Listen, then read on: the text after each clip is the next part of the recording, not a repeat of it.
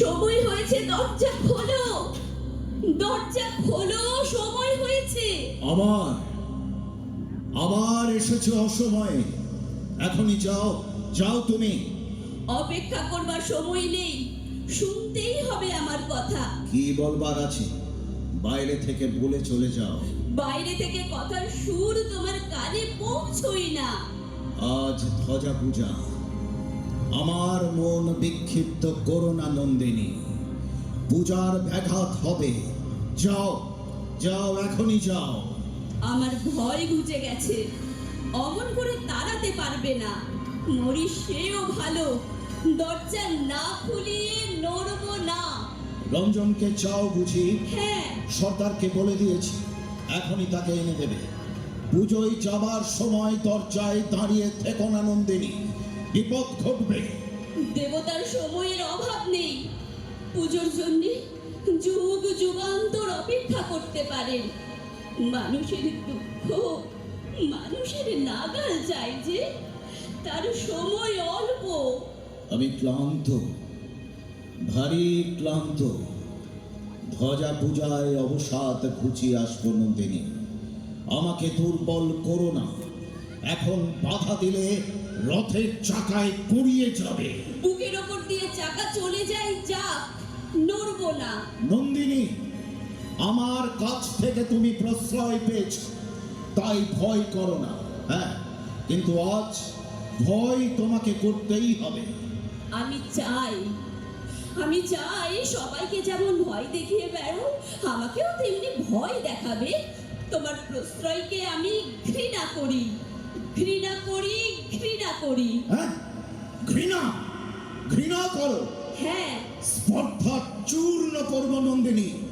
তোমাকে আমার পরিচয় দেবার এবার সময় এসেছে।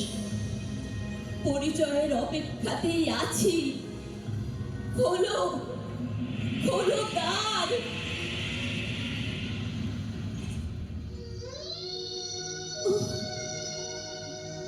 কি? ওই ওই কে পড়ে? রঞ্জনের মতো দেখছি যেন। কি বললে? রঞ্জন? হ্যাঁ, না না, কখনোই রঞ্জন নয়। হ্যাঁ গো, এই তো আমার রঞ্জন। ও ও কেন বললে না ওর নাম? কেন এমন স্পর্ধা করে এলো? যাবো রঞ্জন, আমি এসেছি তোমার সখী। রাজা, রাজা ও জাগে না কেন? রাজা, রাজা, রাজা রঞ্জনকে জাগিয়ে দাও। সবাই বলে তুমি জাদু জানো, ওকে জাগিয়ে দাও। আমি জমের কাছে জাদু শিখেছি নন্দিনী, জাগাতে আমি পারিনি। না, জাগরণ ঘুচিয়ে দিতেই পারি। তবে আমাকে ওই ঘুমেই ঘুম পাড়াও, আমি সইতে পারছি না। কেন, কেন এমন সর্বনাশ করলে? আমি আমি যৌবনকে মেরেছি এতদিন ধরে। আমার আমার সমস্ত শক্তি নিয়ে কেবল যৌবনকেই মেরেছি। মরা যৌবনের অভিশাপ আমায় লেগেছে। ওকে আমার নাম বলেনি। হ্যাঁ, এমন করে বলেছিল সে, আমি সইতে পারিনি। হঠাৎ আমার নাড়িতে নাড়িতে যেন আগুন জ্বলে উঠল। বীর আমার, নীলকণ্ঠ পাখির পালক, এই পরিয়ে দিলুম তোমার চূড়ায়। তোমার জয়যাত্রা আজ হতে শুরু হয়েছে। সেই যাত্রার বাহন আমি। এই যে ওর হাতে সেই আমার রক্তকরবীর মঞ্জুরি। তবে তো কিশোরকে দেখেছিল। সে কোথায় গেল? রাজা, রাজা, কোথায় সেই বালক? কোন বালক? যে বালক এই ফুলের মঞ্জুরি রঞ্জনকে এনে দিয়েছিল। সে যে অদ্ভুত ছেলে, বালিকার মতো তার কচি মুখ, কিন্তু উদ্ধত তার বাক্য। সে স্পর্ধা করে আমাকে আক্রমণ করতে এসেছে।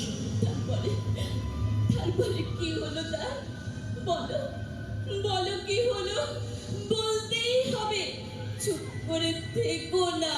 বুদবুদের মতো সে লুপ্ত হয়ে গেছে। রাজা, এইবার সময় হলো কিসের সময়? আমার সমস্ত শক্তি নিয়ে তোমার সঙ্গে আমার লড়াই। হ্যাঁ, আমার সঙ্গে লড়াই করবে তুমি? হ্যাঁ,